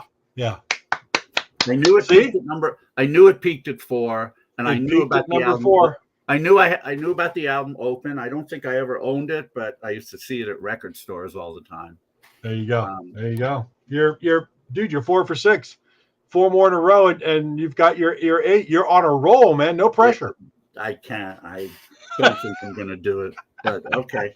Not if you keep feeding me number 73s, for God's sake. Well, this is completely random. I can't help it. 73. All right. Give me a number. Let's see. Number 11. Number 11. Here we go. All right. This track peaked at number 31 on the U.S. Billboard charts on June 3rd, 1972. All right. Number 31, you said. Okay. Number 31, 1972. Background vocals were sung by Linda Ronstadt and James Taylor. The lyric is, look at how the time goes past. Oh, jeez. Look at how the time goes past. Background vocals by Linda Ronstadt and James Taylor. Wow. All right. 31. I'm trying to think of who the chart position and what month, when was that again? That was June 3rd, 1972. All right, the month and the so June of 72. They'd be likely to, whose track would they be likely to sing on? No, that song did better. I'm thinking of somebody, but say the lyric again. The lyric is, look at how the time goes past. Okay. I'm thinking of different bands, but I can't necessarily think of songs they had that only hit that number. Nope, not that.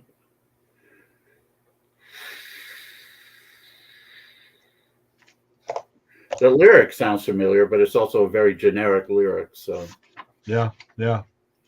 But think about it. Look at how the time goes past. I'm thinking Linda Ronstadt and James. I'm thinking about it. I'm thinking about people who would be likely candidates for those two to sing background. Yeah, that's what I thought you'd think of.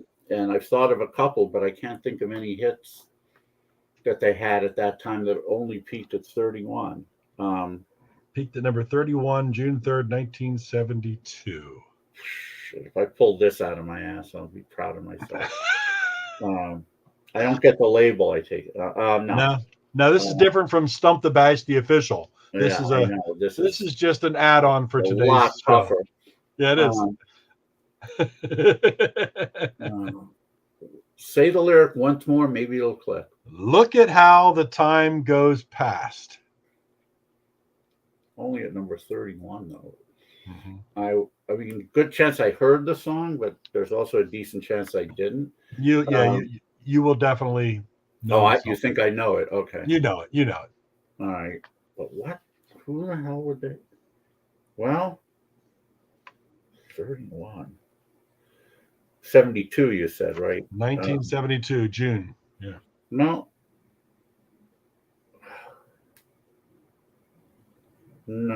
that's not 72, though. That's 71. But what would she?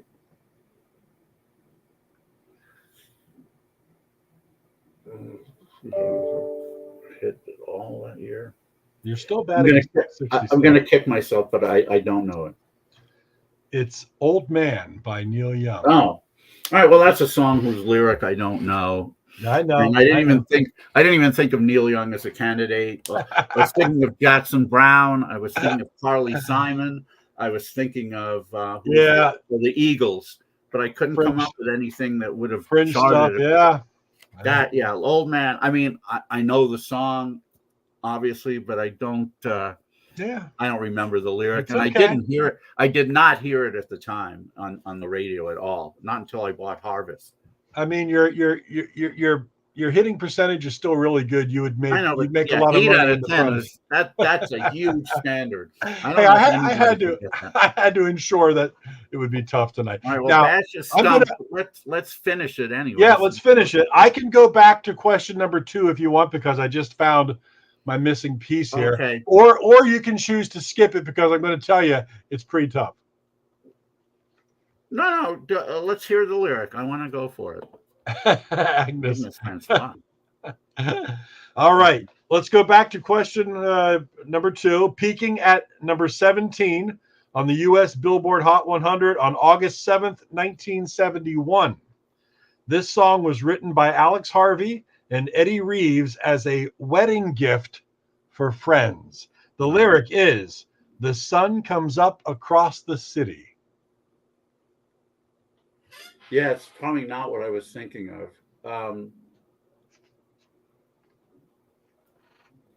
And I got to be honest, I wasn't that familiar with this song. It's probably not the one I was thinking of. I listened to it, when I was doing these questions, and I remember it, but you could have put a suitcase of $1 million in front of me if at 17 in August of 71. August 71, peaked at 17. Alex Harvey, Eddie Reeves as a wedding gift for friends. Well, it's not. There was one song that I know peaked at that time at around that number, but that would have been written by the group, not by outside people. That song that I'm thinking of is "Rain Dance" by the Guess Who, but I know that they wrote that. They wrote all their songs. Right. And of course, there was another one I was thinking of, but you said you didn't know it, and I'm sure you know this because almost everyone who's been to a lot of weddings knows the song, and it can't be that one. Well, it could, but I don't think it is. Number 17 in August of 71. Yeah, it's probably a song I know. Whether or not I'd be curious I'd be curious how well you would even know. I'd be curious if you said, "Oh yeah, I know that one." I probably didn't hear it at the time. Yeah.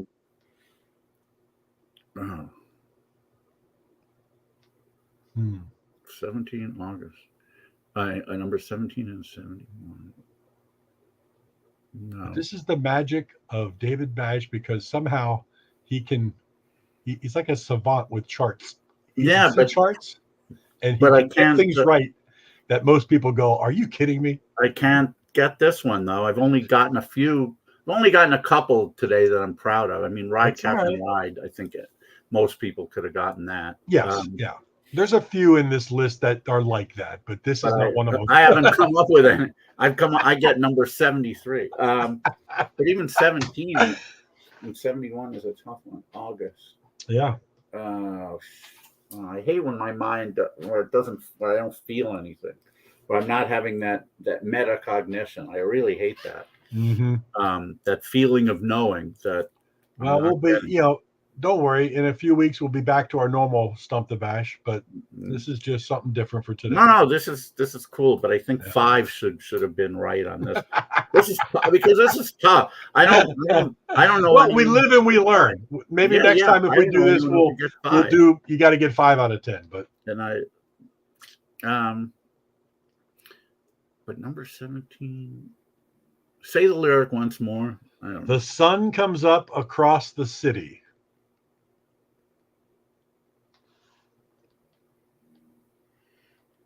In my mind, I keep trying to hit the chart, but I'm trying to use the chart position to my advantage, and it's not working this time. Yeah, I can't get it.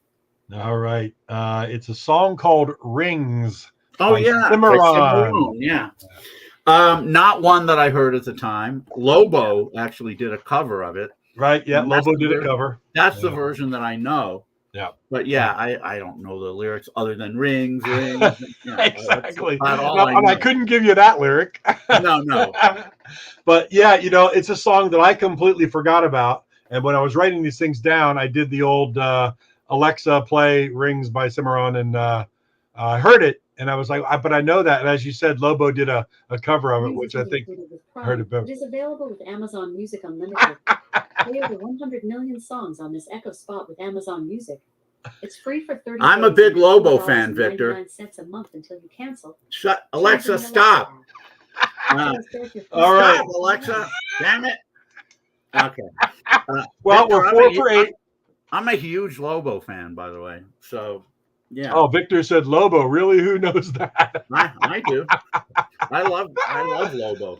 Oh, that's good. Well, you're 4 for 8, David. I mean, you can be respectable and get 50%. I hope there's a Lobo song waiting for me because I know those.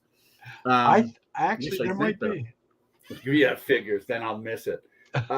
Which would be funny. All right, let's go with Thurman Munson's number since I'm already dead. Sorry, 15. All right, number 50. Well, here we go. This will help you. Yeah, maybe. Peaking at number 3 on August 22nd, 1970. The lyrics didn't make much sense as a whole. The song is about celebrating how beautiful all women are. The lyric is, I could feel hot flames of fire roaring at my back. I didn't know that song was about all women being beautiful, but sounds to me like The Black Man's Burden. Spill the Wine by War. Spill the wine. Dig that guy. Yep. Everybody, see, there's a lyric that nobody gets right. Everybody thinks he's singing Dig That Girl. It is not Dig That Girl. It's Take That Pearl. Yeah. Why in the because that is the most sexual reference in that song. Oh yeah, you know what? I hadn't even thought about that. When I was reading about this clue, they referenced that line as the most overtly sexual reference in the entire song. Yeah. And Mark does his Dave's a Boogeyman impression. Good one, buddy. Yeah. He had that album called The Black Man's Burden. If anyone in this world ever wished they were black, it was Eric Burden. Eric Burden, yeah. I remember when he was interviewed on MTV. What was the guy's name? Not Mark Rivers. Something Rivers, who was the whitest black man I'd ever seen. Yeah. And Eric Burden was the blackest white man. It was really funny watching that interview. I figured if you turn the picture down, you would definitely not know who was who. Who was who?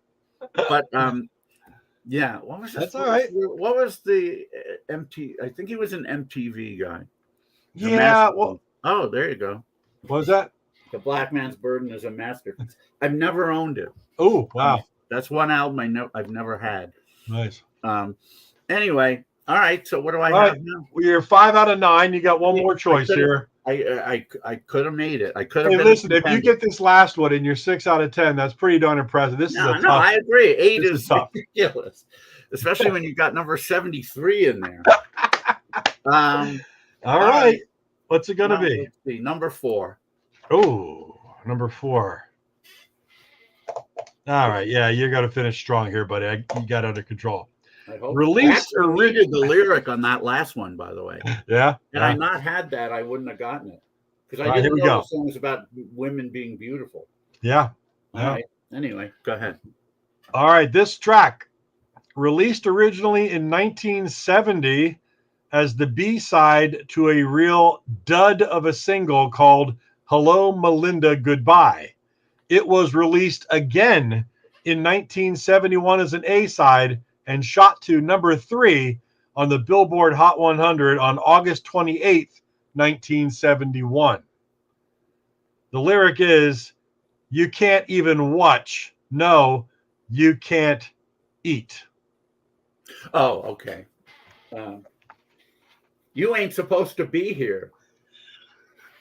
That would be Signs by 5 Man Electrical Band. And that would be absolutely correct, my friend. 6 out of 10. That is extremely good. That's On an pretty extremely good, yeah. difficult Baffle the Bash episode.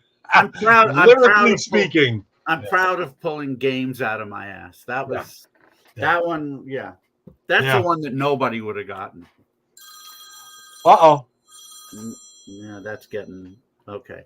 And I'm going to ask you one bonus question, and if you get this, then you win the evening, okay? Oh, I do. All right. Yeah, here you go. 6 out of 10 was official, but you always get this bonus question. This song peaked at number 5 on the U.S. Billboard Hot 100 on May 15th, 1971, and number 1 on the Easy Listening chart for this band's debut single. And here's the lyric. In the morning, we got caught robbing from an old hen. Okay. Victor, I think you're gonna be impressed with this one. It's not a band, by the way. Well, no, well, you could call it band. Yeah, you actually almost threw me off with the way you pronounced the word I mean, when I grew up in New York, of course, it was caught. And the way this guy sings it is a little bit closer to that, even though the guy is from Florida. So you almost threw me off with the non-enunciating. No, this is not me stalling. I know that it's Me and You and a Dog Named Boo by Lobo. You win the night. You win the night. Me and You and a Dog Named Boo by Lobo. So there really was Did you just come up with that now, or was there? Really... It was in the questions. There was a Lobo. What number was it? That was number 3. Oh, okay. Number 3 out of 24. I picked 2 and 4. I don't think that's why when you said that, I was like, oh, I hope he picks number 3. It would be so funny. But you got it, my friend. Me and You and a Dog Named Boo by Lobo. That's a lyric. In the morning, we got caught robbing from an old hen. On the bigger hits, I guess some of the lyrics did stick with me. On some of the smaller, the ones I didn't. I mean, Games I never heard at the time. I only heard it later when Bruce Grossberg made me. Probably the best thing that guy ever did, among all the awful things he did, is over a 2-year period, he made me cassettes of most of the songs from the top 40, along with album tracks and some even smaller hits, like some that hit 73, from January of 1970 through December of 1973. There's about 40 cassettes, all in order. And you want to talk about your life flashing before your eyes when you hear that stuff. I mean, all these images and all these feelings started cropping up. So yeah, he did each year separately, but it took him about 2 years to do it. That's where I first heard Games, actually. Okay. So this would have been what year would this have been? Like 1984, maybe 84 or so. So yeah. Great job, though, man. Great job. That. 6 out of 10, and then you got the bonus. We give you the night. I call that a victory. I mean, that's a victory. That's I mean, you know, if you want to make 6 Maybe if you do this again, let's make 6 the threshold, because I don't see if you're gonna have songs that only peaked at like 30 and 40 and 73. I was hoping you were gonna say it peaked at number 73 in 1973, because I believe Rubber Bullets by 10cc. Well, and I would have known those lyrics. Those lyrics I would have known. I just tried this because I got this from a site, but I could actually recreate this type of a thing with, better chart positions and better They don't years. have to all be top 5. That makes But- it too easy. But I mean, interesting. I'm fine with having some smaller chart positions. I just think 8 was too much to ask. I think 6 I is didn't about know. I just rolled the dice and went with 8, so right. it's all And good. how many more in there were like positions were like 50, 60, 70? Well, let's see. We had which ones have we not covered? Here's a chart position number 8. 8 is no. I mean, I'm just looking. I'm So just I- looking to see I 29. got all the low ones, or the high, Yeah. however you want to call it. 29. Here's a number 1. All right. Well, And this, we got a 21, a number 2, a number 16, a 36, a number 9, a number 40, 40. Okay. number 39, and then number 6. So they were very. Was the number 40 back when my hair was short by on Hill Road? Because I think that's about as high as it got. No, it wasn't. Okay. No, this was from 1971. Oh, okay. Yeah. By the way, that's a song I really love. Do you know "Back When My Hair Was Short" by Gun Hill Road?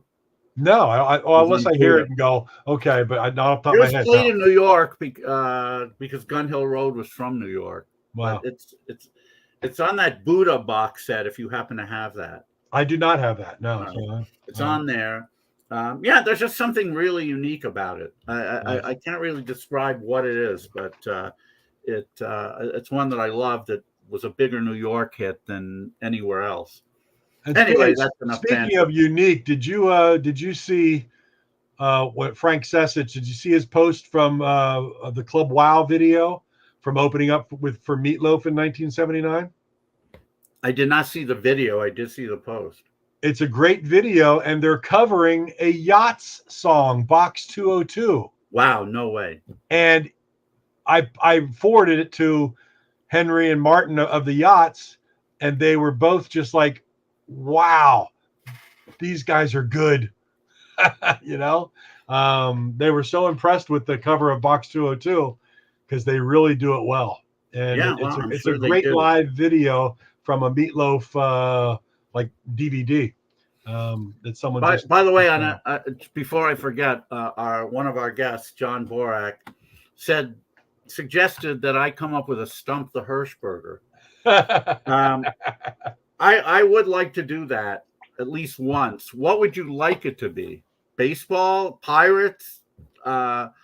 What? I mean, you know about certain subjects that I know nothing about, so it would be maybe very difficult for me to. I do know something about baseball, of course, so it might make sense if we stuck with that. But let me know. Think about what you might like to do, and I'll see if I can figure one out, and we'll do that. I mean, you don't have to answer it now, but yeah, I don't know. I don't have that kind of memory, but we'll see. You certainly about the 70s Pirates, I would imagine. Probably, yeah. I'd have to figure out how to do it, but I figured, yeah. But that's all good. All right, well, let's talk about what we got coming up here. Yeah, we've kept everybody too long already. Yeah, this is the record longest show for material issues. Yeah, if we include a variation on Stumping the Bash, it's always going to be long. If we actually have guests, I don't know how people feel about. You can pretty much, I mean, I don't want to suggest that somebody waits till an hour into it to tune in, but if you're only here for Stump the Bash, that's probably about what's going to happen. But anyway, yeah, Mark, tell us what we've got coming up. Well, the next 2 weeks, we've got some really interesting guests. And of course, we always say we got the irons in the fire, but Next week, next Wednesday, we'll be joined by Frank Jekyll, guitarist and lead singer of the 1910 Fruit Gum Company. And their story is really, really interesting. To learn that Simon Says was something that they had to record in order to get on a label. But what they did prior to that, what they did after that, it's a great story. If you really like bubblegum pop, and 1910 Fruit Gum Company was one of the classics. That's next Wednesday, Frank Jekyll. I should try to get Paul Hyde from the Payolas to be on with Jekyll. Oh, so we have Jekyll and Hyde as well. That'd be awesome. Jekyll and Hyde. I love Paul Hyde. After that, the following Wednesday, which is November 9th, we have, and I want to make sure I get this right because he's done a lot of stuff, but we got Billy Terrell. He's a producer, songwriter, Vietnam vet. All through the 60s, he wrote for a lot of people, the Duprees, the Manhattans, Bobby Rydell, Frankie Avalon, Helen Reddy. He produced Frankie Avalon's remix of Venus, the disco version. And he's a Vietnam vet. And Never Live It Down. But he's a Vietnam vet. He's got a book out on his experiences in Vietnam with orphanage, which is just amazing. And today he's a stand-up comedian. He's involved in music distribution and production still all these years later. And he's a great guy, been a friend of mine forever. Billy Terrell will be on November 9th. So I've been trying to I haven't been doing too well lately. The last 3 people I asked to be on have turned me down. Unbelievable, including the watchmaker for Aragon. And I told him, you might be able to sell a few because these are, like I said, Aragon has some models that are not expensive, and they make really good watches. But he didn't want to. Some people aren't comfortable doing it. Some people, we've talked about this. I've asked certain people, we don't need to mention names, but they want to just let it be and let it go. And they don't want to rehash maybe what happened with them in the 60s and 70s. And that's their prerogative. We both try to describe to them that we're just here to archive things and, spread the word to everybody. I do have something in the pipeline, which could be very, very interesting, but we don't want to say anything until we make it solid. So we'll see. It's all good. You got to tune in to Material Issues here on Facebook. Join the group, materialissues.com on YouTube. Subscribe there. I put 5 more episodes on the podcast, which is materialissues.podbean.com. And we're now up to 20 episodes there. So if all you can do is listen in the car on the archives, you can find it there. We got the first 20 episodes of 75 are right there as a podcast. So go listen and join us. We appreciate everybody being here. We have a blast, don't we, David? Yeah. Oh, yeah. It's always fun. Whether or not we have guests, it's always fun. We really appreciate everybody who's listening. And tell your friends, the more the merrier. Yeah, it's all good. I know it's not convenient for some people to see it live, so we appreciate people who watch it on archive as well. But it's much more fun live. And you get to make comments and such. So you get to be a part of the whole thing because this isn't really the David and Mark show. This is David and Mark with everybody. So absolutely, we have a fun time with it, and I know we laugh at each other and do a bunch of goofy things, but that's just because we're having fun and enjoying ourselves. Of course, so, it's all good. Well, Mark, thanks again very much for a great show. Thank you all for listening. We'll see you again next week. And until then, be good, stay safe, and arrive having eaten. That's my Good night, everybody. See you later. Good night.